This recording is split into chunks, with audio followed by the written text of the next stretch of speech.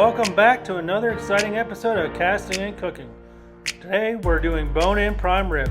We got a nice prime rib here today. It's already got the twine on it from the butcher. We just got to get this bad boy seasoned up and we'll be ready to go. We're going to go ahead and set this aside and we're going to get our rub ready and we'll be back with you in just a minute. To our rub, we want to add about 9 cloves of minced garlic. Then we're going to add 1/4 cup of coarse black pepper. Next we're going to add 2 tablespoons of coarse Himalayan pink salt and a little bit more pepper to build that bark. Followed up by 1½ teaspoons of dried rosemary.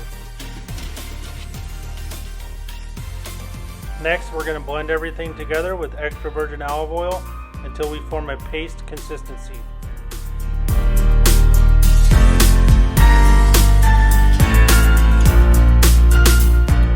Next, you want to take your wet rub and rub it in all over your prime rib roast, making sure to get all edges and sides.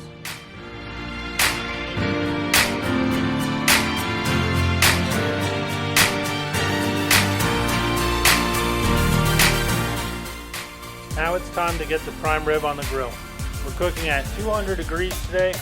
We're going to start at 2 hours to get a nice smoke inside the prime rib. So we've been cooking for about 2 hours. We're going to crank the heat up to 375 to build a nice crust. As you can see, our prime rib turned a little bit red as it started absorbing some of that smoked flavor in our initial 2 hours of low heat. Prime rib is starting to crisp up nicely. It's just about ready to come off. We have reached our internal temperature of 125. We're all crisped up, we're ready to bring inside and start slicing.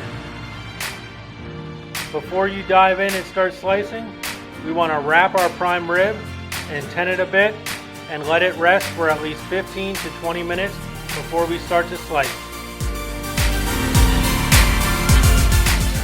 Now the moment we've all been waiting for.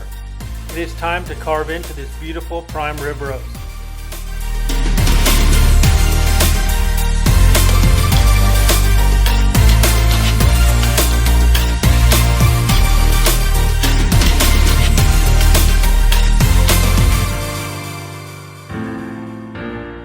As you slice, you're going to be more medium towards the end, more medium rare to rare towards the center.